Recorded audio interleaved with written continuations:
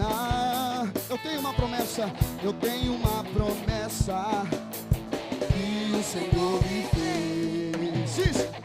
Eu estou caminhando pra onde? Para Canaã.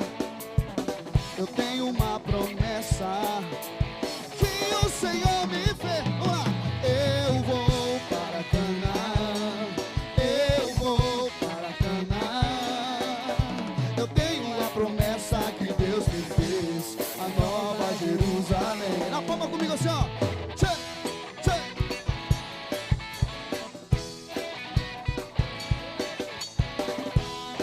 Em nome de Jesus. Diga assim, ó. A minha visão não está aqui hoje, em nome de Jesus. Diz: minha visão não está aqui. O quê? O que eu procuro está na nova Jerusalém celestial. Nós vamos nos encontrar. Minha visão não está aqui, igreja. Minha visão não está aqui. O quê? O que eu procuro está lá na nova Jerusalém celestial. Nós vamos nos encontrar. Diz: eu vou para Canaã. Eu vou para Canaã. Diz: eu tenho uma promessa que Deus me fez. Diz: a nova Jerusalém. Vamos lá, ó. Eu vou para Canaã. Eu vou para Canaã. Aleluia. Eu tenho uma promessa que Deus me fez. A nova. Eu quero ver você com a palma lá em cima, assim, ó. Tchê, tchê. Eu vou para Canaã. Eu vou para Canaã. Eu vou. Mais uma vez, diga assim, ó. Eu vou pra Canaã. Eu vou. Diz: eu tenho a promessa que Deus me fez, a nova. Eu quero ver só vocês, ó. Eu vou. Diz: eu vou. Eu tenho a promessa que Deus me fez, a nova Jerusalém. Abra sua Bíblia no segundo livro dos Reis, capítulo 5. Para nós começarmos a nossa mensagem de hoje. Todos encontraram?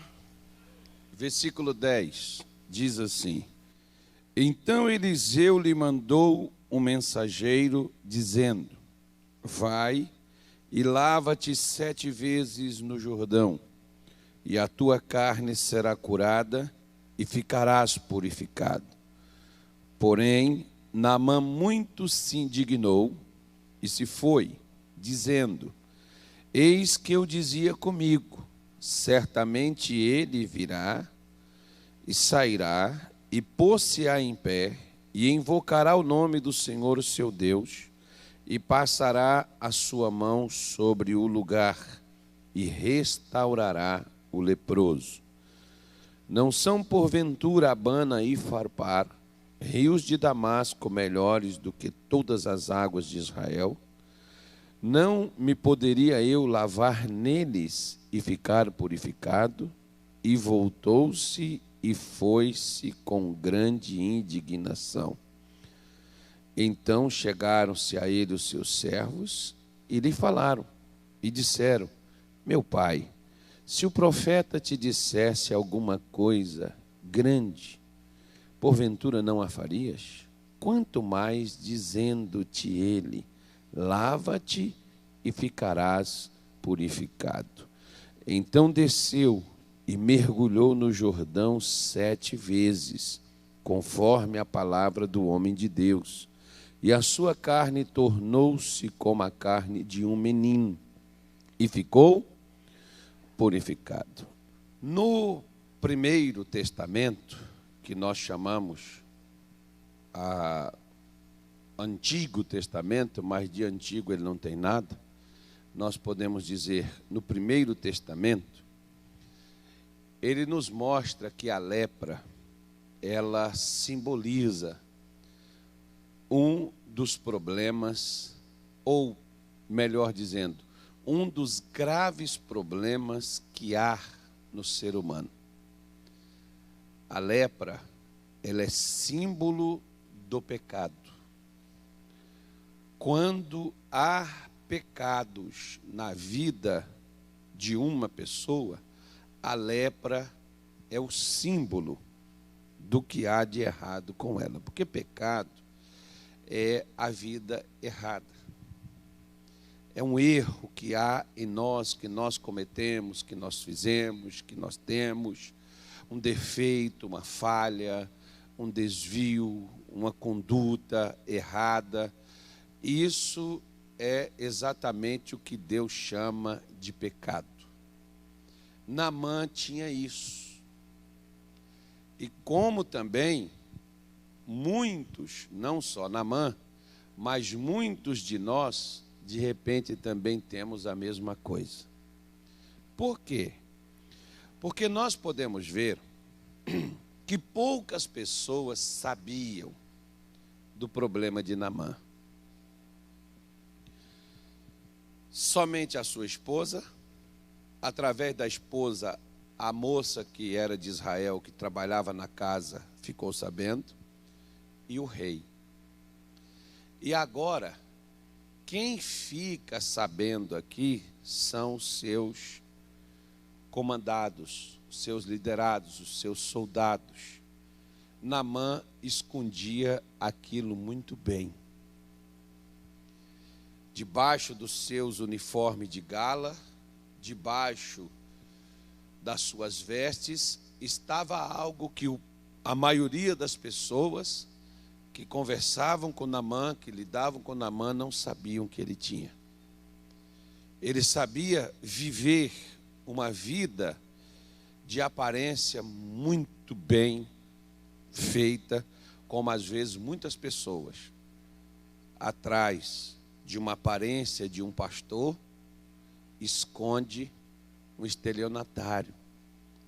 Atrás da aparência de um pastor, esconde um adúltero. Não, aquele que sobe no altar, que vai para cá, para frente da congregação, como um homem de Deus, mas lá dentro, no seu coração, de Deus às vezes não tem nada, mas a aparência de pastor na frente da congregação, na frente das câmeras de televisões, nas emissoras de rádio, ele é tido e é conhecido como homem de Deus. Mas atrás de tudo aquilo ali, esconde muitas vezes uma aparência que não condiz com a realidade. Era o caso de Naamã. E como que uma pessoa, ela consegue esconder algo de pessoas com quem ela convive diariamente? Na maioria das coisas e das vezes, não chega a ser simplesmente um fato de hipocrisia. O problema não é que a pessoa seja dissimulada e ela queira ser assim. Na maioria dos casos, não. Às vezes tem casos de pessoa que ela é aquilo mesmo, o caráter dela é aquilo. Mas nós podemos ver aqui que Naamã era uma pessoa séria, era um homem trabalhador, era um homem reconhecido pelos seus feitos. Como às vezes você vê dentro da casa de Deus. Pessoas que são esforçadas, que são dedicadas, pessoas que tentam fazer as coisas, mas que não conseguem, apesar de tentarem, elas não conseguem ser aquilo que elas gostariam. E às vezes elas têm dentro de seus corações coisas que as pessoas mais próximas dela não sabem. Aqui no caso de Naamã, a sua mulher, a empregada sabia, o rei sabia, e era só. Mas tem casos, por exemplo, que as pessoas guardam segredos nas suas vidas que ninguém sabe que elas têm. Aí por que que isso acontece? Por causa de um sentimento. Na hora de influenciar a pessoa a fazer, Satanás influencia. Mas depois que a pessoa faz, e ela sabe que ela não é aquilo que ela está parecendo ser, e para manter aquela aparência do que as pessoas pensam sobre ela, ali então bate um sentimento que é o que veio em Naamã. A indignação de Naamã não era o Jordão. A indignação de Naamã não era mergulhar. A indignação de Naamã era ter que levantar, abrir as suas vestes de capitão de exército, de uma grande autoridade, de um herói de batalha, de um homem vencedor, de um homem que era tido perante o seu povo como um herói. E ele ter que tirar as suas vestes e o seu pessoal, os seus liderados, verem a condição que de fato Naamã, o que de fato ele era. O que ele tinha? Vergonha. Quando nós escondemos coisas na nossa vida, nós escondemos por esse motivo. O missionário Soares costuma dizer assim: se você teve coragem de fazer, você deve ter coragem também de contar. Ah, mas se eu contar isso, minha mãe não vai me aceitar, meu marido não vai me querer, meu pai não vai me querer, as pessoas na igreja e os meus amigos, eles vão se afastar de mim. Eu não posso falar, eu não posso dizer sobre isso, eu não posso, né, contar sobre essa situação, porque se eu falar, as pessoas vão se afastar de mim, não vão mais confiar em mim. Deixa eu só te falar uma coisa. Eu prefiro saber pela sua boca do que saber pela boca dos outros. Por quê? Porque se eu souber pela sua boca, eu vou confiar em você. Agora, se eu souber pela boca dos outros, talvez eu não confie em você mais.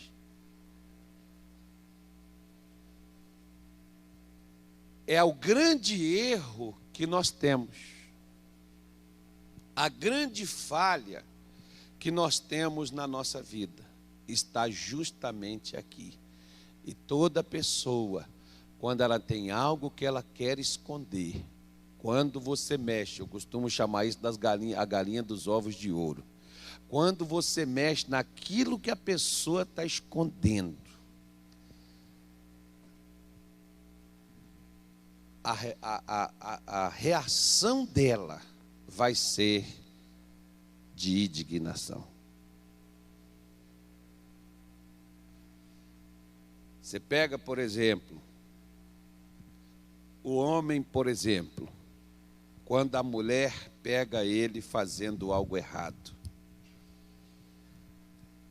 ele não confessa e fala para a esposa a verdade. Ele se revolta e grita para se impor para ela largar aquele para lá. É a mesma coisa do adolescente. Ele grita alto, fala alto para se impor, que é para você mudar o assunto. A pessoa está escondendo algo. A pergunta, muitas vezes, é bem clara. Você fez? Não. Por que ter raiva de algo que eu não fiz, se eu não fiz? Você fez? Fiz. Vai me matar agora? A grande diferença de uma pessoa para outra não é a perfeição, é o coração. Se você achar que existe pessoas perfeitas, você está iludido. Mas se você verificar que tem pessoas que procuram a perfeição, é outra coisa completamente diferente. E tem muita gente querendo melhorar, querendo fazer as coisas diferentes. Existe. É uma doce ilusão achar que elas já estão. Às vezes até nós mesmos achamos, porque agora nós batizamos, nós estamos na igreja, nós estamos fazendo algumas coisas que a gente considera assim muito espiritual, né? Estamos orando, estamos lendo a Bíblia, e a gente acha que a gente já está certinho. Parece.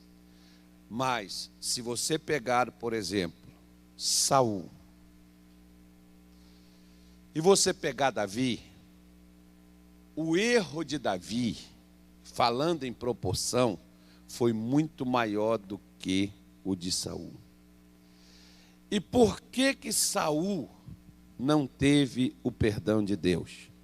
Porque Saul tentou esconder em todo momento o que ele havia feito de errado. Quando o profeta questionou a eles, e ele chegou e disse para ele: eu fiz tudo o que o Senhor me mandou. Aí Samuel disse assim para ele: por que eu estou ouvindo barulho de ovelha? Eu estou ouvindo mugido. Estou ouvindo ovelhas mugindo aqui atrás. Quem são essas ovelhas? De onde elas são? Ah, tá. Olha, Samuel, é que os meus homens, eles queriam fazer um sacrifício para Deus. Quer dizer, ele nunca assumiu. Saul não foi homem para dizer assim: Samuel, eu fui fraco. Eu fiz sim uma parte da missão. Vou te contar o que eu fiz e o que eu deixei de fazer. Precisa até da sua ajuda para me ser homem suficiente para fazer a coisa certa. Mas ele não fez. Ele escondeu, e quando o profeta foi apertando, ele foi falando. Mas ele foi falando como aquela confissão forçada. Não foi aquela confissão espontânea, aquela confissão voluntária. Que é o caso diferente de Davi. Quando o profeta chegou lá com Davi e disse para ele, contou para ele uma parábola, que tinha um homem que tinha só uma ovelha, e um homem rico tinha várias. E aí chegou alguém na casa do homem rico. O homem rico mandou buscar a única ovelha daquele que só possuía uma. E aí o que aconteceu? Davi diz assim: digno de morte é o homem que fez isso. O profeta virou para ele e disse assim: esse homem é você. O que Davi fez? Davi disse assim: eu pequei, eu somente pequei e fiz o que era mal aos olhos do Senhor. Ele admitiu, ele não disse assim: não, o profeta, deixa eu explicar para você, que a mulher deu mole também, rapaz. A mulher ficou lá se expondo, você sabe, a gente é homem. Não, irmão, ele não deu desculpa. É a mesma coisa que hoje, às vezes, as pessoas dão desculpa para os erros que elas cometem. E aí, quando elas cometem, vem o medo. E quando vem o medo é a tradução da vergonha. E aí você não quer que ninguém saiba daquilo. O que você faz? Você vai e esconde.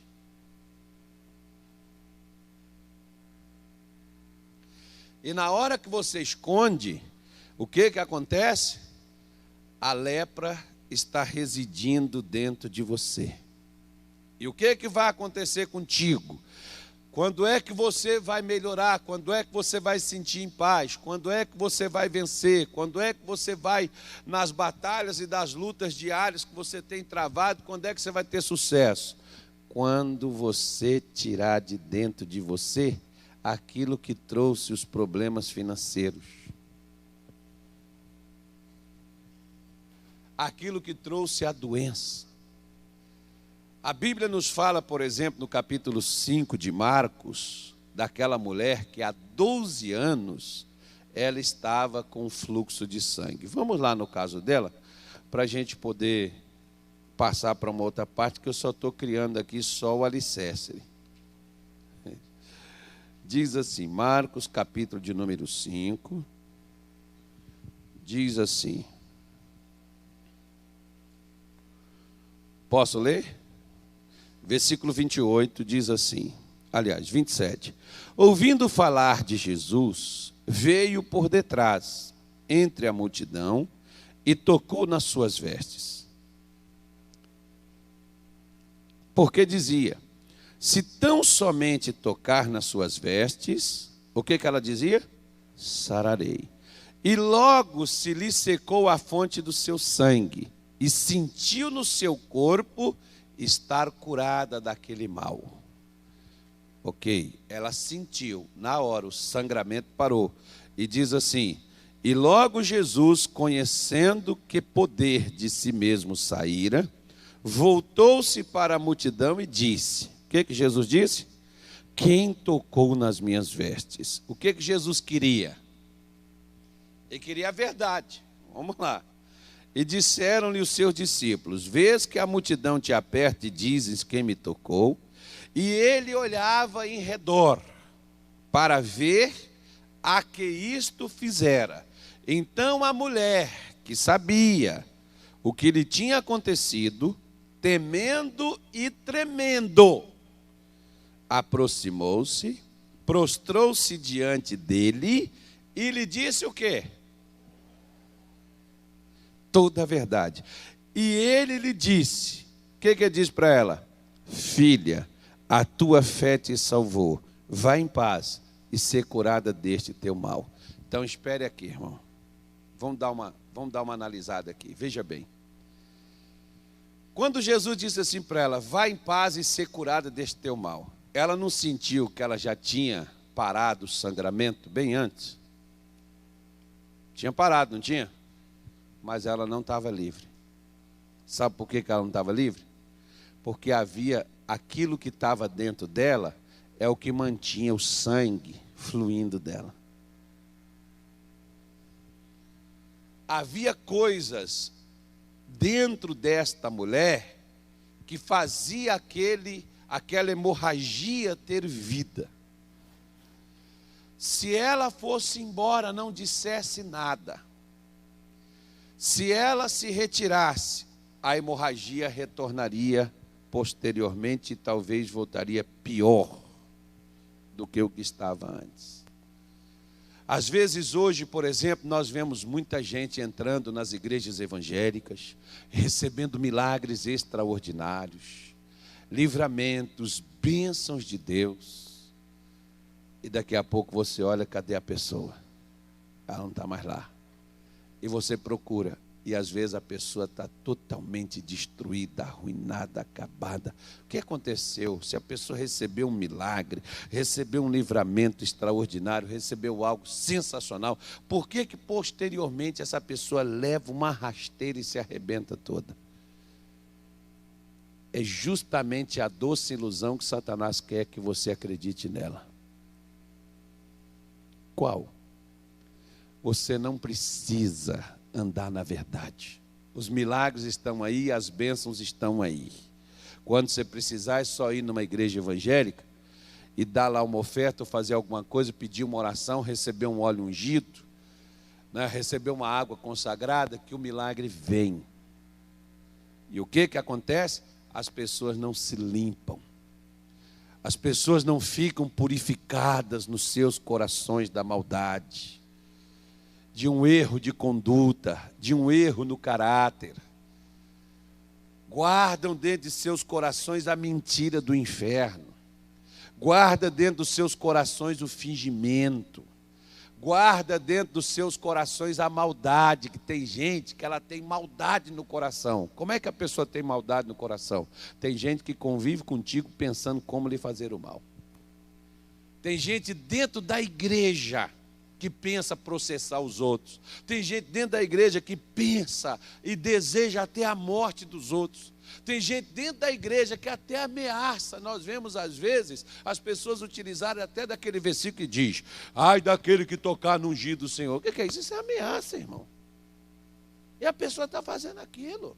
Ora, se alguém tocar em mim, eu sou de Deus, alguém tocar em mim, não sou eu que tenho que decidir nada não. Se Deus deixar me arrebentar, arrebentou e pronto, acabou. Eu não tenho que ficar abrindo a minha boca e ameaçando os outros, porque a boca fala do que o coração. Daquilo que está dentro do nosso coração.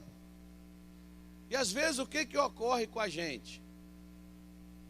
Nós fazemos como essa mulher. Por que ela não ficava curada? Por causa dela não revelar, dela não ter coragem de falar a verdade. A Bíblia não expõe aqui o que era que ela escondia. A Bíblia não diz. Pelo menos que eu saiba, eu não posso te dizer.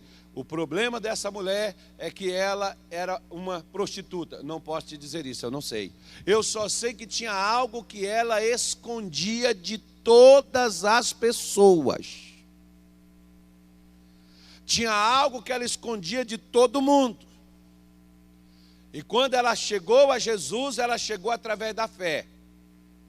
Ela tocou, tudo bem, sarou, sarou. Agora Jesus pergunta: quem é que me tocou? Essa mulher era acostumada a esconder coisas dentro dela. Ela era acostumada a guardar isso. E ela ficou protelando, e Jesus começou a olhar. E quando ele foi olhando, passando os olhos, quando os olhos dele cruzou com os olhos daquela mulher, ela não aguentou. Eu vou ter que falar. Se ela não falasse, ela estaria boa naquele instante, mas depois ela voltaria pior. Assim tem gente que eles vêm na igreja ou recebem uma oração, participam de uma reunião, de um culto, alguma coisa, eles melhoram e posteriormente eles pioram. Aí a pessoa diz assim, porque esse demônio é insistente. Não, irmão, ele está achando lugar em nós. Como é que ele está achando lugar em nós? Através das coisas que nós estamos fazendo. Se você pega mel e coloca em cima da mesa, vai aparecer algumas coisas. Moscas, por exemplo, é uma delas, e a abelha também. A mesma coisa. Os erros na nossa vida é igual o mel que você põe em cima da mesa. Vai atrair mosca e vai atrair abelha. Os erros na nossa vida vai atrair o quê? Demônios. O demônio faz a gente errar. E quando nós erramos, para manter a pose que nós somos de Deus, que nós somos espirituais, que nós somos santos, que nós somos pessoas dedicadas, que nós somos servos, então o que nós fazemos? Nós escondemos. Porque se as pessoas souberem do que nós fizemos, elas não vão mais nos aceitar, elas não vão mais olhar para a gente. Então nós temos que manter uma aparência. Nós temos que manter a pose. Nós temos que manter a nossa posição. Como se fôssemos nós que alcançamos a posição que temos. Como se não fosse Deus que nos deu ela. E nós então escondemos. É a mesma coisa, você pode ver. O que aconteceu com Adão? Adão, todos os dias o Senhor Deus, na virada do dia, vinha falar com Adão. Adão estava sempre no mesmo lugar, mas um dia Deus chegou lá, Adão não estava. E Deus já sabia que Adão não estava. Ninguém nunca surpreende Deus. Ele nunca pode ser surpreendido. Ele sabe de tudo. E quando Adão chegou, quando Deus chegou no local, Adão não estava, Deus chama: Adão, onde você está? E Adão, ó, corre, Eva, fica aqui. Pegou umas folhas, pegou uns negócios nas suas partes íntimas, né? Para tentar tampar, para ver se Deus não descobriria. E aí quando Deus chega, não teve jeito, irmão, como não vai ter jeito. Tanto aqui embaixo Deus nos confronta, Deus põe a gente assim sentado, e vai falando com a gente, vai apertando a gente. E como também no dia do juízo, só que lá já vai ser mais grave, né? Porque aí a gente já vai ser julgado. A gente vai ser confrontado. Então o que ocorre? Deus sempre vai atrás da gente. Você pode fazer o que você quiser, Deus vai atrás de você. A gente até pensa que é nós que buscamos a Deus. Não, é Ele que vem buscar a gente. Se depender da gente buscar Ele, a gente ia tudo para o inferno, que não busca. Basta você ver muitas vezes a vida de oração que a gente leva, a vida espiritual que a gente anda nela. Deus é que vem atrás da gente. Em todo tempo, em todo momento. E Deus vai atrás de Adão, e quando Deus chega lá, Ele diz assim: Adão, por que você não foi falar comigo? Não, Senhor, porque eu ouvi a sua voz e eu tive medo. Bom, quando ele estava atrás da árvore, tampando as suas partes, ele falou com Eva que o problema era medo? Não, eles sentiram vergonha. Não foi medo. Ele teve vergonha, porque ele estava antes, no dia anterior, em uma condição aonde ele não tinha nada que o envergonhasse perante a Deus, nem diante da sua mulher. Agora ele se une com a sua mulher para poder esconder algo do qual eles tinham vergonha de falar. E aí o restante da história você já sabe, né? Agora, se Adão tivesse, naqueles dias, na hora que Deus desceu, se Adão tivesse lá e dito assim: Senhor, eu falei, eu errei feio, eu pequei, eu desobedeci o Senhor, mas eu estou aqui, estou arrasado. Eu sei que eu vou ser penalizado por isso, mas a consequência talvez não chegasse aonde chegou. De como assim? Dele perder seus 2 filhos. Porque um ele perdeu, porque um matou o outro, e o outro sumiu no mundo que nunca mais Adão viu. É a mesma coisa, irmão. Nós vemos hoje evangélicos perdendo o casamento, perdendo os filhos para as drogas, para a prostituição. Nós vemos hoje evangélicos perdendo a vida prematuramente, sem viver o tempo determinado por Deus. E por que isso acontece, pastor? Por que essas coisas surgem na nossa vida? Porque nós queremos fazer como Naamã, viver uma vida aparente. Primeiro, Êxodo capítulo 32. Vamos lá no 32, depois nós vamos no outro. Êxodo 32. Mas vendo o povo que Moisés tardava em descer do monte, acercou-se o povo de Arão e disse-lhe: levanta-te, faze-nos deuses que vão adiante de nós, porque quanto a este Moisés, o homem que nos tirou da terra do Egito, não sabemos o que lhe sucedeu. E Arão lhes disse: arrancai os pendentes de ouro que estão nas orelhas de vossas mulheres e de vossos filhos e de vossas filhas, e trazei-mos. Então todo o povo arrancou os pendentes de ouro que estavam em suas orelhas e trouxeram a Arão. Então disse o Senhor a Moisés: vai, desce, porque o teu povo que fizeste subir do Egito se tem corrompido, e depressa se tem desviado do caminho que eu lhe tinha ordenado. Eles fizeram para si um bezerro de fundição, e perante ele se inclinaram, e ofereceram-lhe sacrifícios, e disseram: este é teu Deus, ó Israel, que te tirou da terra do Egito. Interessante que o próprio povo, quando foi falar com Arão, disse e reconheceu que quem tinha tirado eles do Egito tinha sido quem? Moisés. Mas Moisés havia desaparecido, Moisés tinha sumido. Eles não sabiam o que tinha acontecido com ele. Então o que eles fizeram? Arão, faz para nós um Deus. E ele pega e diz para eles: olha, pega os seus atavios, os seus enfeites, os seus pingentes, pega os seus adornos, aquelas coisas que te cobrem. Olha para cá. De que Israel estava no Egito vivendo? De aparência.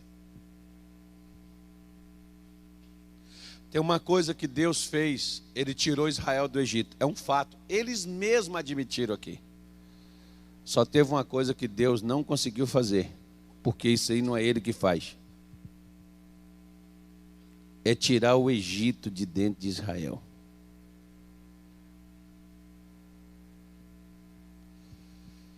Deus nos tirou do mundo. Se você hoje faz parte do Evangelho, se você hoje crê que Jesus Cristo é o Filho de Deus, Ele é o seu Salvador, então Deus te tirou do mundo. Agora, você tem que tirar o mundo de dentro de você. Como é que eu tiro o mundo de dentro da minha vida? Você já viu como é que o mundo vive, irmão? O mundo vive de aparência.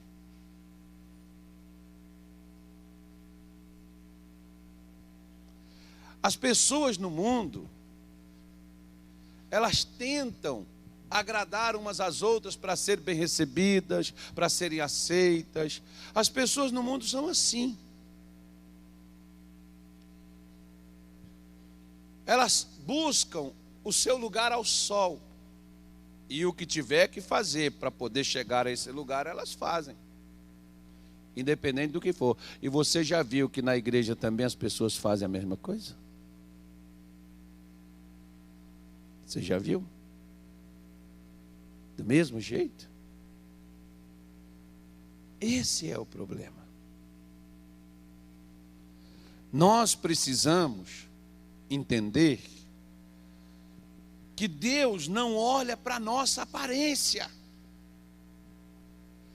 Deus olha para aquilo que está por trás do que nós estamos tentando mostrar.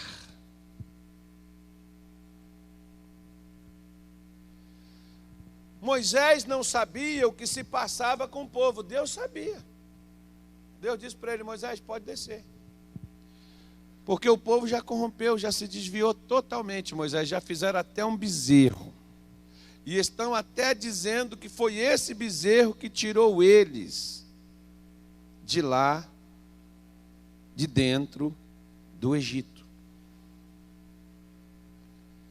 Esse é o nosso problema.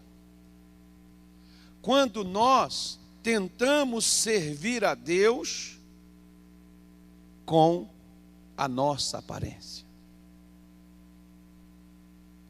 Quando nós não tiramos de dentro de nós as coisas que de lá do mundo nós viemos com a gente para dentro da casa de Deus. E aí nós fazemos aquilo que diz o pessoal: nós vamos cutucar a onça com a vara curta. E o que acontece? A onça dá cada patada na gente, nos fere, muitas vezes até mata. E a gente olha e diz assim: mas por que Deus deixou isso acontecer? Por que Deus está deixando estas coisas na minha vida? Volta lá para Êxodo 32, que eu quero te mostrar algo lá. Diz assim, olha. Posso ler? Versículo 25. E vendo Moisés que o povo estava o quê? Como é que o povo estava? Despido. Porque Arão o havia despido. Para o quê, irmãos? Para a vergonha entre os seus inimigos. Olhe para cá. A gente tem coragem de mentir. A gente tem coragem de viver de aparência. A gente tem coragem de fingir. A gente tem coragem de odiar. A gente tem coragem de falar mal uns dos outros. A gente tem coragem de fazer fofoca. A gente tem coragem de guardar soberba dentro do coração. A gente tem coragem de negar uma verdade quando somos confrontados. Mentimos para manter nossa aparência de cristãos. E a gente tem coragem. Quando nós fazemos isso, o que é que nós fazemos? Nós estamos despidos. No mundo espiritual, nós estamos nus. Aqui não tinha ninguém no arraial de Israel sem vestes. Mas no mundo espiritual, Moisés está dizendo: todo Israel estava despido. Por quê? Porque Israel professava uma fé num Deus vivo, mas tinha um bezerro guardado. Sabe aonde? Porque o bezerro aqui, Moisés queimou ele derreteu, virou pó. Mas onde é que o bezerro estava na vida deles? Dentro dos seus corações. Tipo assim, sabe? Tem crente que diz assim: pastor, eu não tenho nada contra. Irmão, a questão não é a gente ter nada contra. A questão é, às vezes, a gente achar que aquilo ainda está certo. Eu não tenho que ter nada contra ninguém, não. Mas quando você acha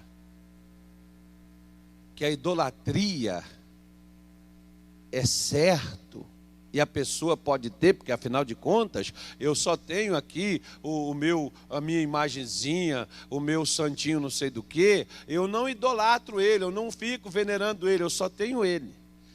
O problema não é ele estar na parede, o problema não é ele estar no altarzinho que você fez, o problema é ele está onde mesmo? No coração. Está lá dentro. É a mesma coisa que tem, aí eu não vou falar de imagem, vou falar de um Deus que também tem imagem, mas que a maioria anda atrás dele, o dinheiro. Não são idólatras de adorar imagens de esculturas, mas o Deus de muitos é o dinheiro. Porque até nas orações para buscar a Deus, só busca a Deus por causa do bendito dinheiro. O dinheiro é um Deus. Para muitos servos, para muitos que estão dentro da casa de Deus, o dinheiro é que é um Deus. Deus não. Você vê que tem gente que se diz cristão, não dá o dízimo por quê? Porque tem medo de passar falta. Não dá oferta por quê? Porque eu não vou dar oferta para a igreja, porque a igreja não precisa. Ora, a questão não é a igreja, filho. A questão é o Deus que nós servimos. Malaquias diz assim: em todas as nações me oferecerão uma oferta justa, porque eu sou o grande rei. Aí tem crente dentro da igreja que ele faz é falar mal, fica todo revoltado quando o pastor toca no assunto de oferta. Ele desliga a televisão quando o missionário fala do patrocinador. Estava até bom a conversa, mas quando vem essa coisinha, ele diz que acredita em Deus. Qual?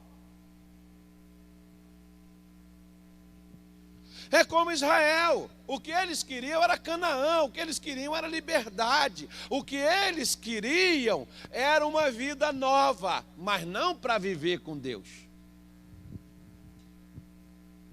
Não para serem homens e mulheres de Deus, é como muita gente hoje, irmão.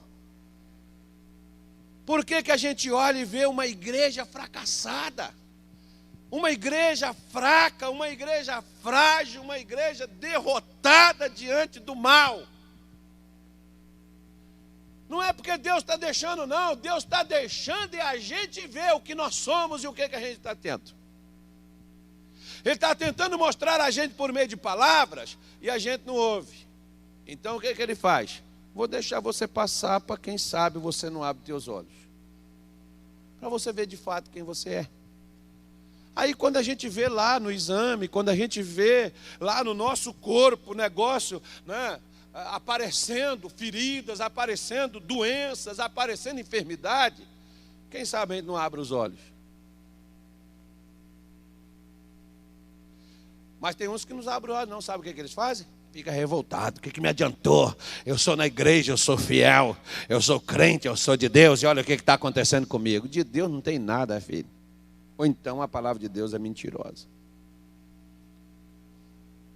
Então as escrituras sagradas não são verdadeiras. Porque olha só, quer ver? Presta atenção, capítulo 33. Pega aí. Como eu te disse, de Velho Testamento não tem nada. É novinho, igualzinho de agora. Capítulo 33 de Êxodo, o mesmo onde a gente estava. Versículo 3. Há uma terra que mana leite e mel, porque eu não subirei no meio de ti, porquanto és povo de dura cerviz. Tem Bíblia que fala obstinado. E qual o motivo que Deus disse que não ia no meio deles? Qual o motivo? Para que te não consuma eu no caminho. Por que Deus está falando isso? Porque Deus está dizendo aqui, olha, vocês saíram do Egito, mas vocês não mudaram o coração. O coração de vocês é um coração igualzinho quando vocês estavam no Egito. Vocês são maus, vocês são obstinados, vocês têm um coração duro, vocês não se quebrantam, vocês não admitem, vocês não falam a verdade, vocês não buscam transformação. Vocês só querem terra que mana leite e mel, eu vou mandar levar vocês para lá. Agora eu não vou. Por que você não vem? Porque senão eu mato vocês. Não é o diabo que vai matar, não, sou eu mesmo. Eu é que não vou. Aí nós pegamos aqui E muita gente diz assim, não, porque o diabo. Não, muitas vezes, filho, sabe por que nós estamos passando determinadas coisas? Deus não está com a gente. Deus não entra num coração duro, porque o coração duro resiste a Deus, se opõe a Deus. Tem gente que ora pedindo a Deus casa, pedindo a Deus mulher, pedindo a Deus marido, pedindo a Deus riqueza, trabalho, saúde, mas não ora pedindo, Senhor, me dá um coração novo, me molda, me transforma, me muda. Eu tenho que ter um coração sensível, eu tenho que ser um coração fiel, eu tenho que ter um coração santo, eu tenho que ter um coração nas suas mãos. Eu posso não ser perfeito, mas eu quero um coração submisso a ti. Eu quero um coração que o Senhor possa nele habitar. Eu quero um coração que o Senhor possa andar comigo, porque Deus não anda aonde o coração rejeita. Dá para você entender por que o Naamanzinho estava morrendo de lepra e iria morrer? Dá para você entender por que às vezes nós vemos dentro da igreja as pessoas fazerem campanhas, orações, e junta todo mundo, vamos orar pelo irmão fulano, e vamos pedir a Deus pelo irmão fulano, irmãos? Às vezes não seria caso de oração, não. Seria caso de todo mundo chegar lá e falar assim, irmão fulano, abra o seu coraçãozinho duro para Jesus, irmão. Jesus está tentando te falar alguma coisa. Você está aqui em cima dessa cama, irmãozinho, porque Jesus já te falou tantas vezes, você não quis escutar. Talvez ouça agora a doença falar contigo, a dor falar com você. Ouça agora o sofrimento, está gritando no teu ouvido, porque Jesus está querendo te evitar. Não é só disso aqui não, filho, é do inferno que você está caminhando para lá. Só que a gente não ouve. A pessoa obstinada é aquela que acha que ela sabe o que é melhor, ela acha que ela tem razão em tudo que ela faz, ela acha que a decisão dela é a certa, ela acha que ela está por cima da carne seca, ela acha que Deus só fala com ela e só ela é de Deus, e só ela sabe o que é o certo a ser feito. Lembra o que Naamã falou?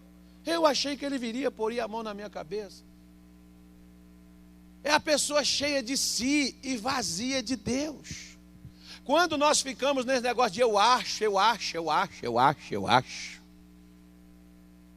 Quando as pessoas vêm falar comigo, pastor, o que você acha? Eu não acho nada. Agora o que a Bíblia diz eu vou te dizer. Porque nem eu, Deus me deixa achar nada, irmão. Se eu quisesse ir nos meus achismos, eu não estaria mais aqui. Eu não vivo nos meus achismos. Até Jesus, por exemplo, diz assim, eu não vim para fazer a minha vontade, mas a vontade daquele que me enviou.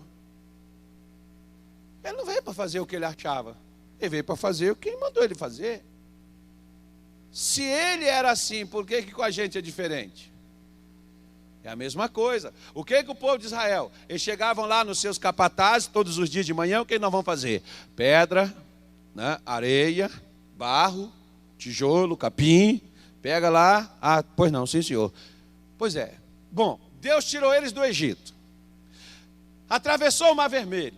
O que eles deveriam dizer? Moisés, o que é para a gente fazer, Moisés? Olha, eu vou subir o monte e vocês vão me esperar. O que eles deviam ter feito? Esperar.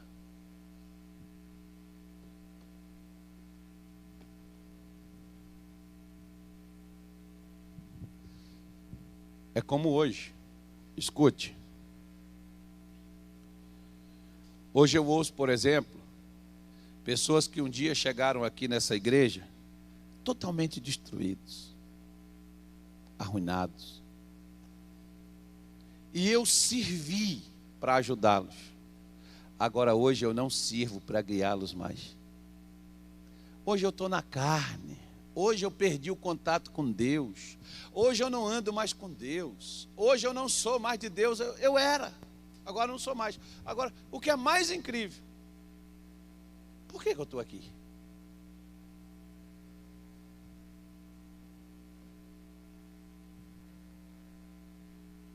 Devia não estar mais.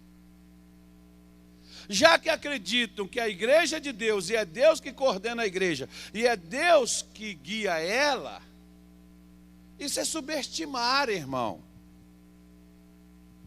a inteligência divina.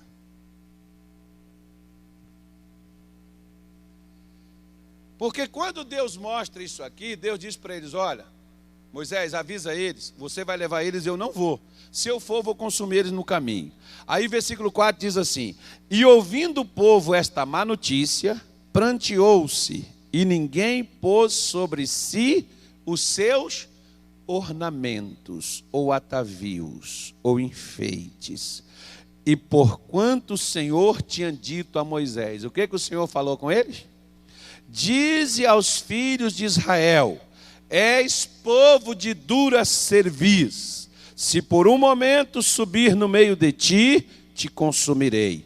Porém agora, tira os seus ornamentos, para que eu saiba o que hei de te fazer. Eu quero que você tire de vocês as aparências. Vocês estão preocupados em mostrar quem vocês são.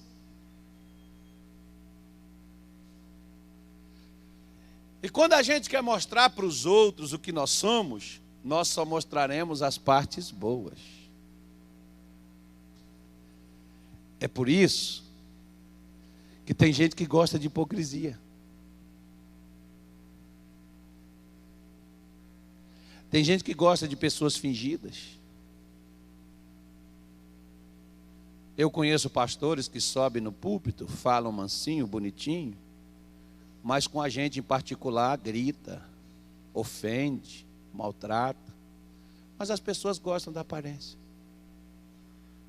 Agora, se eu sou sincero e deixo mostrar quem eu sou, tanto no púlpito quanto lá embaixo, aí diz: esse cara não é de Deus, não. A pessoa, eu não posso ser sincero, porque se eu sou sincero, eu não sou aceito.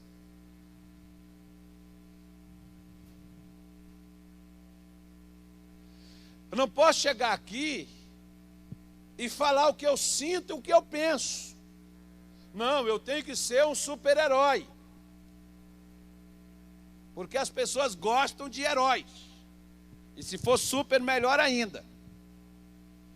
Não, eu não sou um super-herói, eu sou um homem. Eu sou feito da mesma coisa que você. Eu sinto, eu tenho sentimentos também. Eu me ofendo, eu ofendo os outros. Eu não sou uma pessoa perfeita. Eu procuro, eu me esforço, eu oro, eu jejuo, me consagro, eu peço para Deus. Mas as pessoas querem chegar aqui e querem ouvir: não, eu não peco, eu sou um homem de Deus. Desde 1940 eu não tomo nenhum remédio, nenhum medicamento, eu não tenho nenhum problema. Não, meu irmão. É essa coisa de estar ataviando, de estar enfeitando, de tentar mostrar uma coisa que não é que nos desgraçam. E o que Deus chama Israel é justamente: eu quero tratar com vocês, eu não quero tratar com a aparência de vocês, eu quero tratar, não é com as vestes de vocês. Por quê? Porque se você pega, por exemplo, uma pessoa que está bem vestida, assim pelo exterior, pelo lado de fora falando, ela é mais bem tratada do que um que estiver numa condição inferior. É ou não é? Porque as pessoas pensam que aquele que está bem vestido, bem bonito, bem arrumado, aquele que está com cordões, relógios bonitos, caríssimos, ele tem prioridade. Um dia eu estava numa concessionária, chegou um camarada, calça jeans, chinelinho havaiana, já bem surradinho, uma camisetinha com os dizeres escritos lá, que eu não me lembro o que era mais. E ele chegou e ninguém foi atender ele. Que olhou assim: esse cara não vai comprar nada. Mas, no entanto, chegou muitos lá de paletó. Quando você chega lá assim, bem vestido assim, né, terno e gravata, o camarada chega e olha isso assim: aquela ali deve ser o doutor, falou, isso aí vai comprar hoje muita coisa. O cara senta, escuta, toma café, come pão, tal, e não paga nada, não compra nada e vai embora. E o velhinho chegou lá, né? Ninguém foi lá, de repente levantou um dos camaradas. O senhor desejaria alguma coisa? Ele falou, desejo sim. Quantos caminhões desse aqui você tem para me entregar em 15 dias? O camarada falou, como é que o senhor quer? Ele falou, eu quero à vista. Ele foi lá, sentou com ele, fez os cálculos. Quantos caminhões o senhor quer? Eu quero 10 caminhões.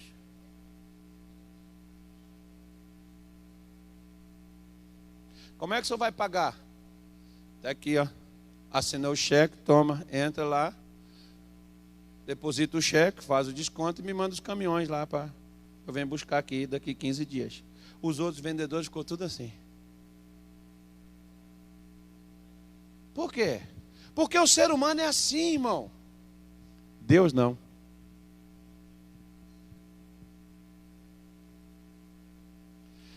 Quer ver?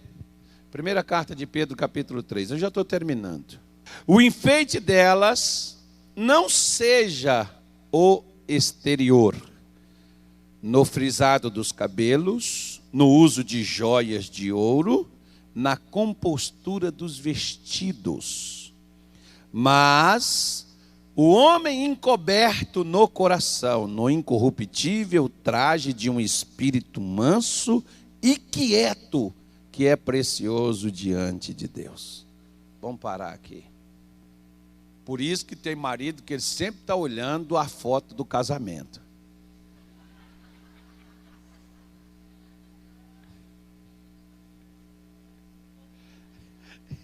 E tem esposa também que olha a foto do casamento, né, irmão? Ela olha assim, eu estou falando que eu gosto de mexer com as irmãs. A pessoa olha e diz assim, puxa vida, olha só como é que ela era. Aquele dia que eu casei, nossa, que ela estava muito bonita, ela estava bem arrumada. Quando namora, então, que a moça só anda assim nos trinques, como diz, né? Só anda bem arrumada. Aí depois que casa, fica aquela coisa julgada. Às vezes nem tomar banho mais toma. E o pior é que não é só a questão de não se lavar, não se perfumar, não se cuidar. É que agora você descobre que para uma bruxa só falta uma vassoura. Porque xinga, briga, ofende, grita. Né? Aí o camarada é mais ou menos assim. Ele vai escolher a mulher pela aparência. Bonita, bem vestida, bem trajada, mas dentro do coração daquele negócio, irmão, é igual sepulcro. Outro dia eu fui num local, eu fui num cemitério. Eu tenho 2 cemitérios até hoje aliás, 3 cemitérios, que eu achei algumas partes desse cemitério bonito. Tem um cemitério aqui em Marituba, por exemplo. Cemitério bonito aquele cemitério, irmão. Se quando o cara morre, ele pudesse ficar ali contemplando aquele negócio ali, seria um lugar bom para ser enterrado, aquele lugar lá. Mas você está morto, você não vai ver nada. Cemitério bonito aquele cemitério. Gostei daquele cemitério. E um outro cemitério que eu tive lá no Rio de Janeiro. Cemitério bonito, irmão. Um bairro chamado Paciência. Por isso está todo mundo pacientemente lá deitado. Ninguém levanta. Cemitério bonito aquele cemitério. Né? E um cemitério lá em Minas Gerais, onde foi enterrada a minha avó. Tem cada escultura, tem cada obra de arte assim, que você chega, você diz assim, poxa, que negócio. Eu ia lá, né? Eu ia naquele tempo que você anda visitando cemitério, né? Visitando defunto. Ia lá visitar minha avó, embora ela não me recebia, mas eu ia lá visitar ela. Né? Ela não falava nada comigo, mas eu ia lá ver ela. Ela não me via, mas eu via lá a sepultura onde ela foi enterrada e tal. Aí depois eu saía no cemitério. Poxa, mas que bonito esse carneiro, que bonita essa lápide, bonita essa coisa maravilhosa, irmão. Quando foi um dia, uma porta estava aberta assim. Aí quando eu agachei assim, olhei, vi a caveira lá dentro. Eu falei, não vou olhar isso mais não. Nunca mais eu olhei aquele cemitério. Por quê? Por fora é muito bonito, mas lá dentro está um cheiro horrível exalando lá de dentro, e lá dentro só tem ossos, não tem nada. Assim era o general Naamã. Assim, muitas vezes, somos nós. Assim era Israel. Assim, a igreja cristã, Pedro estava dizendo, não se preocupe com o lado exterior, preocupe-se com o seu coração. O seu espírito tem que ser precioso. O seu espírito tem que ser manso diante de Deus. É isso que Deus requer, é com isso que Deus se importa. É com isso que Deus trabalha. E às vezes nós não nos importamos com estas coisas. Às vezes nós não olhamos para isso. E começamos a guardar dentro de nós o fingimento, o engano, a mentira. Começamos a guardar dentro de nós a soberba. Começamos a guardar dentro de nós todas estas coisas que vão atraindo o mal para dentro da nossa vida, que vão trazendo os problemas. E enquanto a gente não se livrar dos problemas, nós não nos livraremos do mal que eles causam, porque são eles que sustentam o mal. Por isso que Deus está falando aqui com Israel, tire os seus atavios, tire os seus enfeites. Venha falar comigo vocês mesmos, não vem enfeitado não. Não vem comigo para tentar mostrar para mim algo que vocês não são, porque eu conheço vocês. Tire os enfeites e eu vou ver o que eu vou fazer. É a mesma coisa, Naamã tinha que tirar as suas vestes. Ele tinha que mergulhar para Deus restaurá-lo e para Deus curá-lo, para Deus livrá-lo completamente da doença. Ele não queria, porque ele não queria expor a vergonha que ele carregava daquilo que o deixou marcado na vida. Só que não era a lepra o problema de Naamã. Somente. Havia outras coisas mais e nós vamos falar sobre isso. Mas disso ele tinha vergonha. Se você guarda qualquer coisa dentro da tua vida, seja você mesmo. Eu costumo dizer o seguinte, irmão. Se você gostar de mim, você tem que gostar do jeito que eu sou. Eu não vou tentar ser uma coisa para poder enganar você.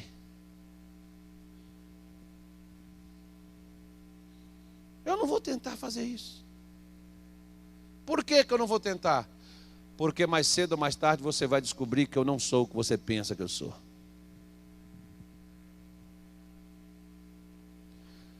Se a mulher e se o homem soubesse quem é o marido, quem é a mulher com quem ele está se casando, às vezes a pessoa pensaria duas vezes e não se casaria.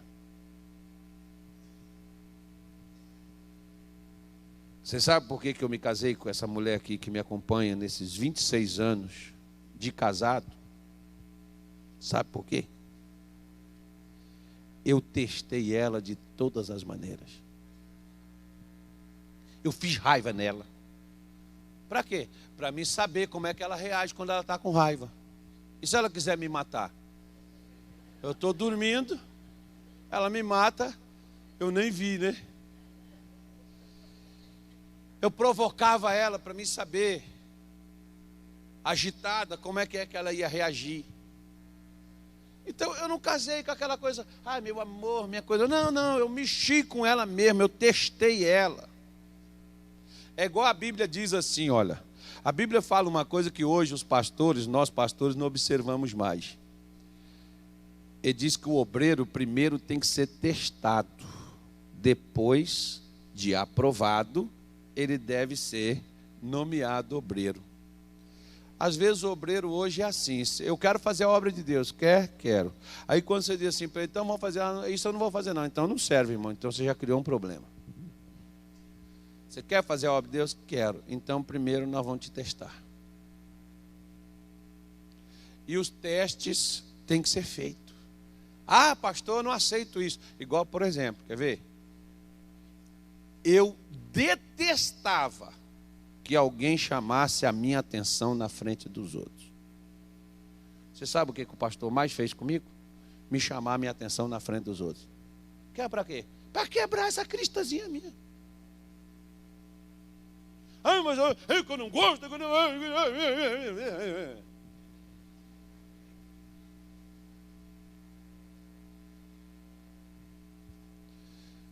Outra coisa, tem crente que não lê a Bíblia.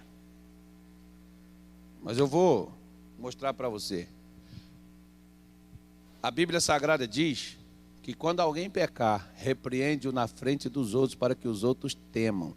Quando você repreende um irmão na frente dos outros, é coisa de sem graça, pastor mal educado. Isso hoje é caso até de polícia, né, irmão? Querem prender. Você não pode corrigir mais não. Agora você imagina Pedro, o grande Pedro, Paulo chegando e resistindo Pedro na cara, na frente dos outros e chamando Pedro de hipócrita. Santo Deus, Paulo é excomungado, é do capeta, é do demônio. Por quê? Não, porque as pessoas têm que ser tudo fingida. Finge que está tudo certo, né? Eu acho que assim, mal educado a gente não deve ser, mas a sinceridade é uma das melhores coisas que o Filho de Deus tem no coração. Sincero. E isso é algo que às vezes as pessoas não são para poder serem aceitas. Quer dizer, se aqueles homens de Naamã soubessem que ele era leproso, será que eles andariam com ele?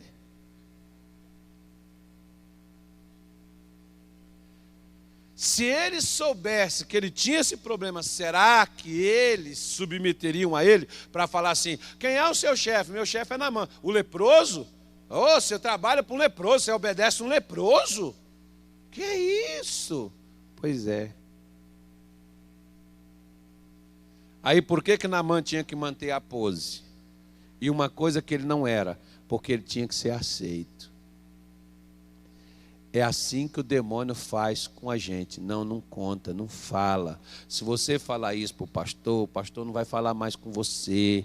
O pastor não vai mais acreditar em você. O pastor não vai confiar em você. Não fala isso para sua mulher vai te largar. Não fala isso para os seus filhos. Seus filhos não vão aceitar você mais como pai. Seus filhos não vão mais te respeitar. Seus filhos vão... já era. Não conta isso para o seu marido. Se você contar isso para o seu marido não ele vai embora. Não conta. E a pessoa tem que ficar guardando todo aquele lixo dentro dela. E aí a gente faz lembrar lá de Tiago capítulo 5, quando ele diz assim: confessai as vossas culpas uns aos outros e orai uns pelos outros para serem sarados. Tiago está falando isso claramente no versículo 16. Confessa, chega, fala. Não guarda, não esconda, não seja hipócrita. Não seja fingido, não esconda atrás de uma coisa que você não é, que você não tem. Porque Deus não trabalha com pessoas perfeitas, mas Ele aperfeiçoa as pessoas que reconhecem suas imperfeições e que querem se consertar.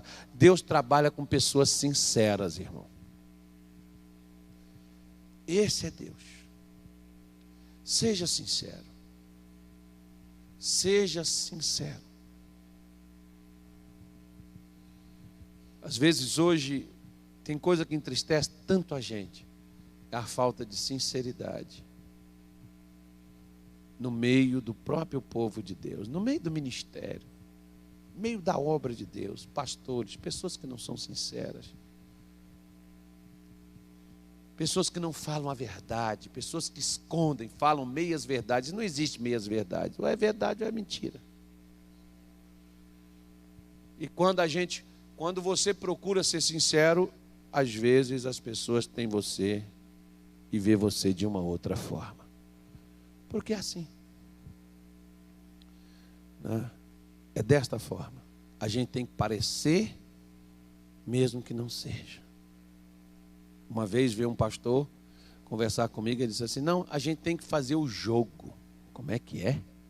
O jogo?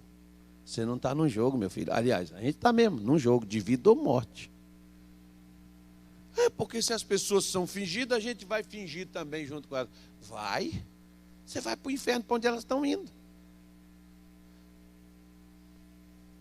Mas é assim que as pessoas às vezes pensam. Ah, pastor, a gente só se dá mal. Pois é. E vai dar pior ainda. Por quê? Porque vamos estar fazendo as coisas que não condizem com Deus. Deus não vai poder nos libertar. Deus não vai poder livrar, porque Ele só pôde livrar Naamã quando Naamã obedeceu a Ele. E uma das coisas que Deus fez, Naamã, vão tirar as vestes? Vamos mostrar para todo mundo o que você nunca falou? Vamos dizer, o Naamã, para todos eles? Quer ver? Eu acho que um dia nós chegaremos a esse ponto. É a última coisa que eu vou ler para você. Mateus capítulo de número 3. Eu não vou falar mais nada não, vou ficar por aqui. Versículo 5. Então ia ter com ele Jerusalém e toda a Judéia e em toda a província adjacente ao Jordão. E eram por ele batizados no rio Jordão. E o que as pessoas faziam, irmão? Confessando seus pecados. E vendo ele muitos dos fariseus e dos saduceus que vinham ao seu batismo, dizia-lhes: raça de víboras, quem vos ensinou a fugir da ira futura? Produzi, pois, frutos dignos de arrependimento, e não presumais em vós mesmos, dizendo: temos por pai Abraão, porque eu vos digo que destas mesmas pedras Deus pode suscitar filhos a Abraão. E também agora está posto o machado à raiz das árvores. Toda árvore, pois, que não produz bom fruto, é cortada e lançada no fogo. E eu, em verdade, vos batizo com água para o arrependimento. Mas aquele que vem após mim é mais poderoso do que eu, cujas sandálias não sou digno de levar. Ele vos batizará com o Espírito Santo e com fogo. Em sua mão tem a pá, e limpará a sua eira, e recolherá o cereiro no seu trigo, e queimará a palha com fogo que nunca se apagará.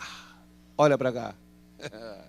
Eu não tenho tempo para explicar tudo que eu li para você. Meu tempo já acabou já. Mas eu quero comentar algumas coisas aqui, você lê e o Espírito Santo vai te dar entendimento no restante.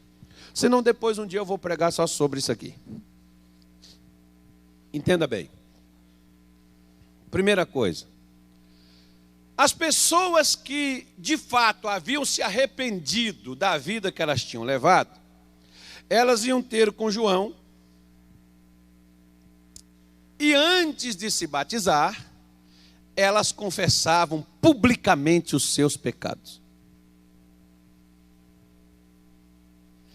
Não era aquela coisa de chegar só lá no confessionário, que nem vai a pessoa no padre, e nunca conta tudo. Só conta uma parte, né? Quem já confessou sabe disso.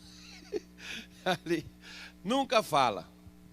As pessoas iam com João e elas falavam confessando os seus pecados abertamente, diante de todo mundo. E João as batizava. E aí veio os saduceus e os fariseus também para se batizar, porque todo mundo estava se batizando. E aí João diz assim: espera aí, só que os fariseus e os saduceus não falavam a verdade. Sabe por que eles não falavam a verdade? Porque eles não largavam. Os saduceus e os fariseus eram duas seitas que havia em Israel. Você já viu pessoas que se batizam, mas não mudam? São iguais os fariseus e saduceus. E por que a pessoa não muda? Não muda porque quando ela se batizou, ela não tem consciência do pecado que ela vive. É por isso que a pessoa não muda. O batismo não é uma porta de entrada nos céus. O batismo é a maior confissão que uma pessoa admite. A necessidade da salvação que ela tem de seus pecados. Por isso, que quando a pessoa se batiza, ela não se batiza para largar os pecados. Ela já os largou. Ela já os deixou para trás. Ela já parou com eles.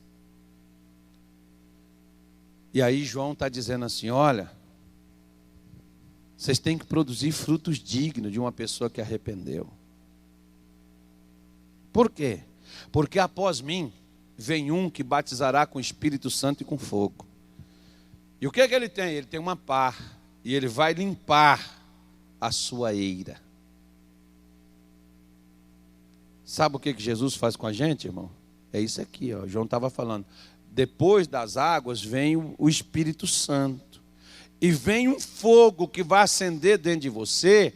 E esse fogo vai queimar todas essas palhas que sobrou. Essas coisinhas ainda que ainda te impede de você ser totalmente de Deus. Esse fogo vai te limpar totalmente. E esse fogo nunca apagará. Sabe o que acontece hoje? As pessoas até estão se batizando nas águas. Mas cadê o Espírito Santo? Porque o batismo nas águas, você pode escolher e pode batizar. Os fariseus aqui, os saduceus se batizaram. O pastor pode pegar e batizar você nas águas. Mas no Espírito Santo só Jesus batiza. E você sabe quem é que Jesus batiza no Espírito Santo? Quem reconhece a necessidade de ser realmente um homem ou mulher de Deus. Essa é a pessoa que Jesus batiza no Espírito Santo. Aquela que só quer embromar, que só quer estar ali para poder estar vivendo a vida, alcançando o que deseja, esse nunca vai ter o Espírito Santo dentro da vida. Sabe por quê? Porque ele não vê necessidade de sujeira.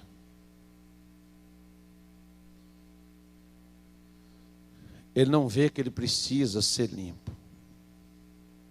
Ele não vê necessidade de arrependimento.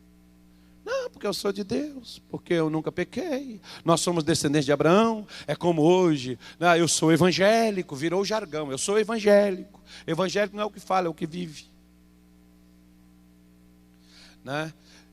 O evangélico é aquele que está limpo, é aquele que está cheio do Espírito Santo, é aquele que o fogo de Deus, ao invés do fogo do pecado, o fogo do adultério, o fogo da prostituição, o fogo da mentira, o fogo da desonestidade, o fogo da hipocrisia está dentro da pessoa, que está dentro da igreja, que está dentro da casa de Deus, que está no altar da casa de Deus. Mas é o fogo que está aceso. Quando João está dizendo que quando nós nos arrependemos, é aceso dentro de nós o fogo do Espírito Santo que nunca se apagará. Nunca. E nunca vai se apagar. Amém, irmãos? Eu não vou falar mais nada. Fiquem em pé, por favor. Vamos nos despir diante de Deus. Deus conhece a gente. Deus sabe sobre nós. Deus quer nos sarar, nos curar completamente, nos livrar de todos os males. Bendito seja o Cordeiro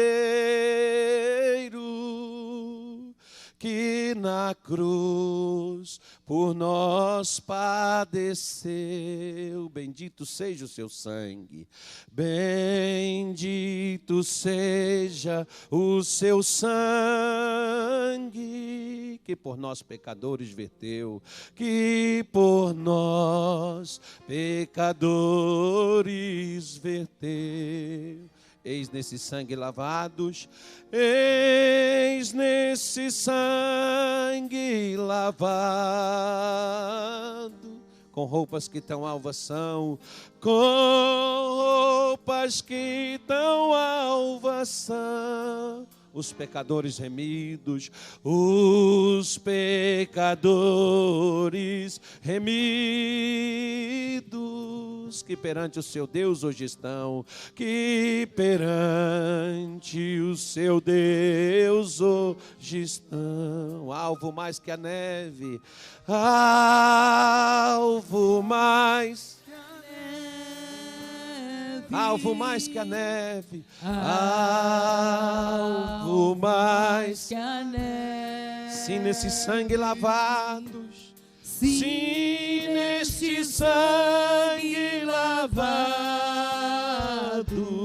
mais alvo que a neve serei. Quão espinhosa a coroa, quão espinhosa a coroa que Jesus por nós suportou, que Jesus por nós suportou. Ó, quão profundas as chagas, ó, quão profundas as chagas,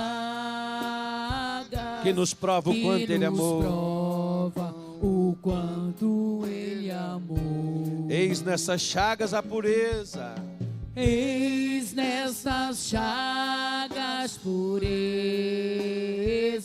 para o maior pecador, para o maior pecador, porque mais alvo que a neve, pois que mais alvo que a neve, o teu sangue nos torna, Senhor, o teu sangue nos torna, Senhor, alvo mais que a neve, alvo mais que a neve, alvo mais que a neve,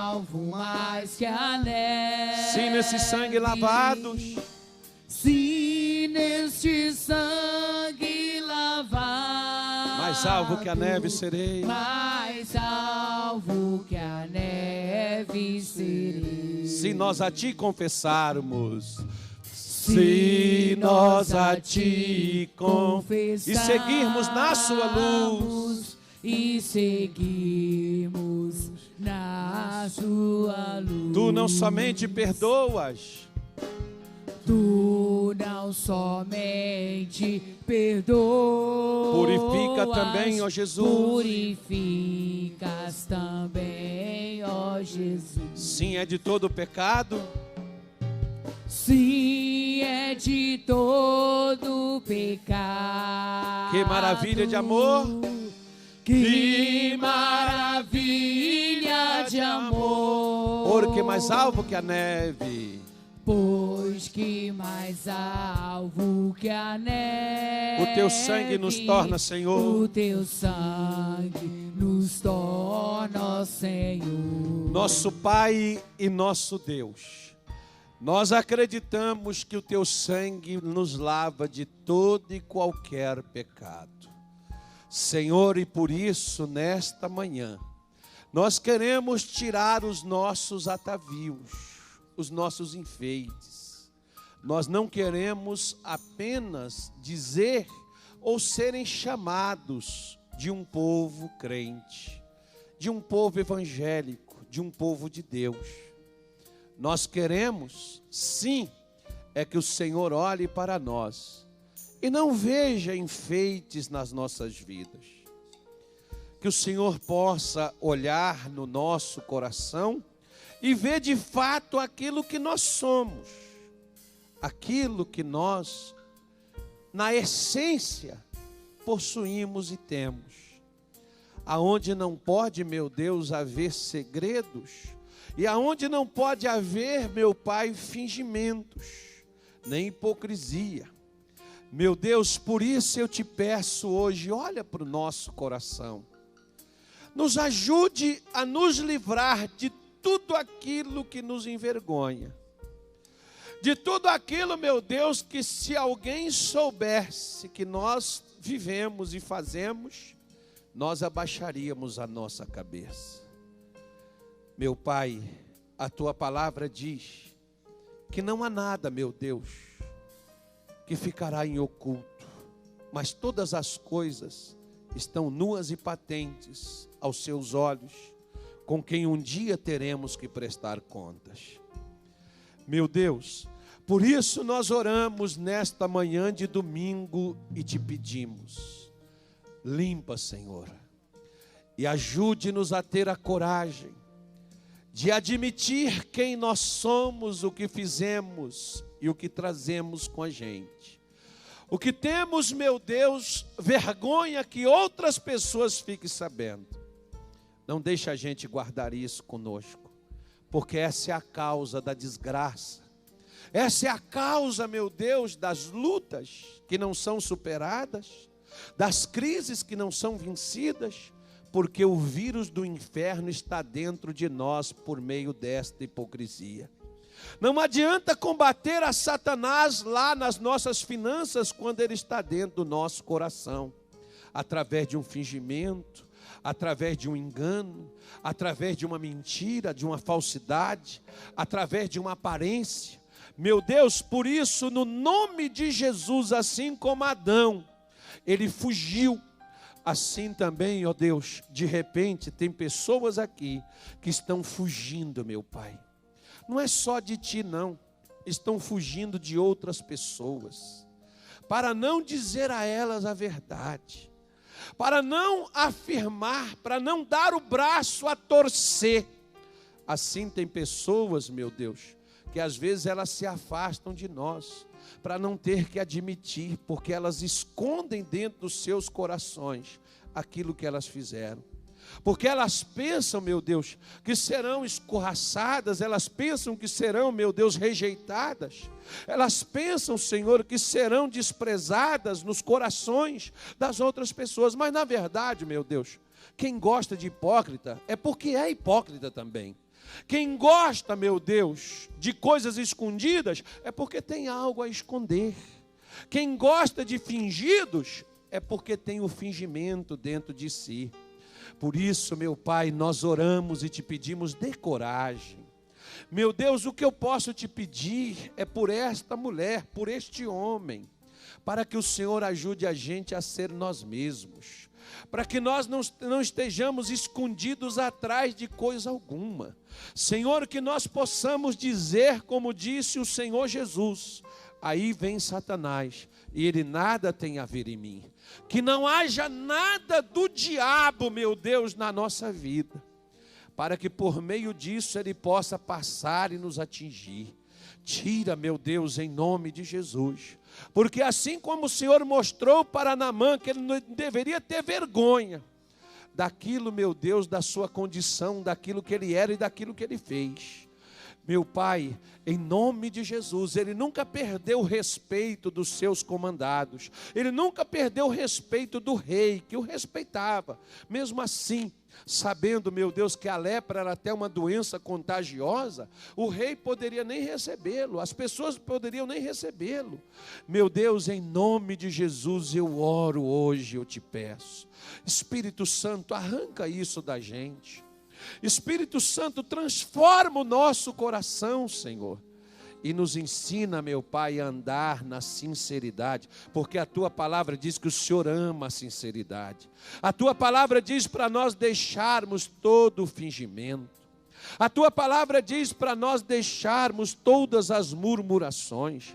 A Tua palavra diz, meu Deus, para nós deixarmos, Senhor, todo engano, toda inveja. A Tua palavra diz para nós nos livrarmos disso. Por isso nós te pedimos, meu Deus, acende o Teu fogo no nosso espírito, para a gente ser verdadeiramente aquele povo de um coração limpo, aquele povo de um coração solidário, de um coração autêntico, de um coração verdadeiro. Oh, meu Deus, porque se o Senhor não for conosco, se o Senhor não estiver com a gente, meu Deus, vai ser pesado viver uma vida religiosa, vai ser pesado, meu Deus, fazer parte do Teu povo, mas não ter a Tua bênção, não ter a Tua presença, porque a maior bênção que o homem pode ter na vida não é ser curado milagrosamente. A maior bênção que o homem pode ter na vida não é prosperar, sair da miséria. Meu Deus, a maior bênção que o homem pode ter na vida é ser salvo de si mesmo, é ser livre livre. Oh, Espírito Santo, venha. Oh, presença de Deus, venha. Porque assim como orou Moisés, dizendo, se a tua presença não for conosco, não adianta a gente ir para uma terra que mana leite e mel. Não adianta a gente ter tudo aquilo que a vida pode oferecer. Porque a vida passa, Senhor, mas a tua palavra permanece para todo sempre. Por isso, meu Deus, é que nós oramos e nós te pedimos, traz o teu Espírito Santo em nosso coração e converte-nos, ó Pai, nos tornando verdadeiramente luz neste mundo. Aleluia, aleluia. Ore, meu irmão, se você sente essa necessidade na tua vida, de andar na verdade com Deus, de caminhar com Deus, de Deus estar contigo, ore para que a presença do Deus vivo desça. Ore para que o Espírito Santo te visite. Só Ele é o Espírito que guiará o homem em toda a verdade. Você não pode ser guiado na verdade sem o Espírito Santo. E se você não tem Ele ainda, então ore para que Ele venha sobre o teu coração. Oh, meu Pai, em nome de Jesus, nós não podemos somente sermos chamados de cristão. João disse aqui que ele batizou com água. Jesus, tem pessoas aqui batizadas nas águas há muito tempo, batizadas nas águas, mas no Espírito Santo ainda não foi. Mas essa mulher que está orando, esse homem que está orando comigo, que quer viver o cristianismo verdadeiro, a tua palavra viva, meu Deus, então eu te peço, batiza-os agora. Vem, Espírito Santo, dos quatro cantos deste templo. Vem, Espírito Santo, e começa a soprar, e começa a soprar. Eu sei que o homem não é perfeito sem ti. Eu sei que o homem nunca vai te agradar sem o teu Espírito. Então ajuda eles, ajuda eles, ajuda eles, Pai, ajuda eles. Vem unção de Deus, vem unção de Deus em nome de Jesus. Vem a presença de Deus em nome de Jesus. Vem a presença de Deus em nome de Jesus. E adentra esse coração para dar força a essa mulher de fazer o que deve ser feito, para dar força a esse homem de falar a verdade, de deixar a mentira, de deixar o engano, de deixar a hipocrisia. Vem, Espírito de Deus. Nós só não seremos fingidos quando o teu Espírito está dentro de nós. Nós não seremos dissimulados, porque tu não és isto. Então venha, Espírito da verdade, que o mundo não pode receber. Vem, Espírito de Deus, e comece a entrar. Vem, Espírito de Deus, e comece a tocar. Vem, Espírito de Deus, e comece a agir. Amanaia cante manalamayas. Venha, batiza no Espírito Santo. Batiza no Espírito Santo. Vem, Espírito que vivifica. Vem, Espírito que dá vida. Opera, Senhor, opera na vida. Opera no coração de teu povo. Opera, meu Deus, no coração desta gente. Cria aqui um povo forte, um povo sarado, um povo limpo, um povo purificado, um povo que só não receba bênçãos exteriores, mas um povo de um coração quebrantado, um povo de um coração sincero, um povo verdadeiro.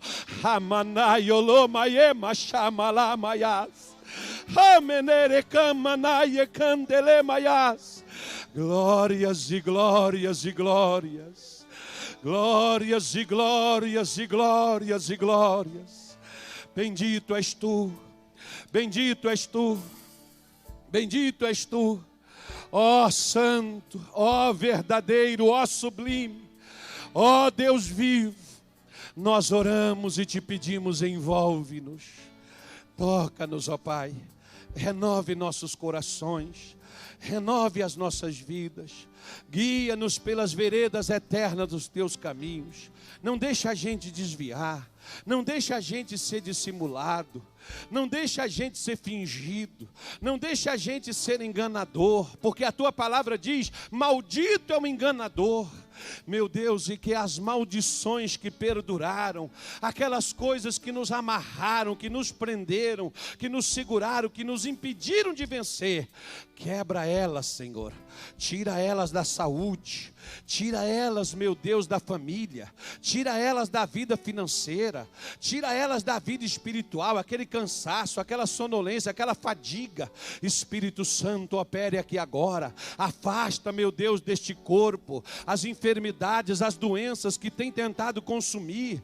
Tira, meu Deus, a diabetes. Tira, meu Deus, tira em nome de Jesus, meu Pai, a hemorragia. Faça estancar, cessa essa enxaqueca. Tira, meu Deus, a cegueira noturna, a catarata, a miopia, o glaucoma, o estrabismo. Tira, meu Deus, toda a doença desse globo ocular. Tira, meu Deus, do canal aditivo, dos tímpanos, do ouvido.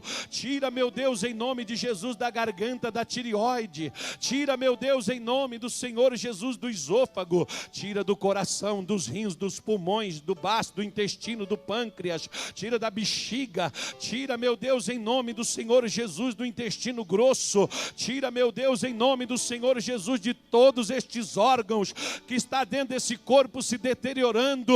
Dá um basta, arranca para fora a inflamação, a infecção, a hérnia, o tumor, o caroço. Afasta em nome de Jesus. Eu determino pelo poder da tua palavra o mal que está no sistema nervoso, o mal que está nos nervos, o mal que está na pele, que está na carne, que está nos ossos, que está nas juntas. Saiam todas as dores, saiam todas as enfermidades, saiam todas as maldições, saiam todo o desânimo. Limpa a tua eira, limpa a tua eira, põe o fogo que não vai apagar e vai queimando e vai queimando. Queima o desânimo, queima o pensamento negativo, queima, meu Deus, em nome do Senhor Jesus, queima o reumatismo, queima a artrite, a artrose, queima em nome de Jesus a osteoporose, queima essa gastrite, essa sinusite, queima em nome do Senhor Jesus. Pelo poder da tua palavra nós determinamos e nós ordenamos que toda maldição e que todo mal, que todo sofrimento e que toda moléstia do alto desta cabeça até a planta desses pés sejam queimadas, sejam consumidas e saiam no nome do Senhor Jesus de Nazaré. Levante as suas mãos para os céus. Senhor, nós te agradecemos. Nós te dizemos muito obrigado, porque o Senhor nos ajudou mais uma vez, ouvindo as nossas orações, tendo misericórdia de nós. Guia-nos pelos teus caminhos e não deixa a gente sair nem para a esquerda nem para a direita. E se estivermos saindo, nos faça ouvir a tua voz que diz: este é o caminho, andai por ele. Abençoe, ó Deus, a vida de cada um desses irmãos. Abençoa, meu Pai, na saúde. Abençoa na família, abençoa, meu Deus, nas finanças. Abençoa, meu Pai, na vida espiritual. Que essas pessoas possam ficar de cabeça erguidas, saírem daqui, meu Deus, fortalecidas e renovadas, abençoadas com teu poder. E que a tua presença seja com elas no nome de Jesus. Digam graças a Deus.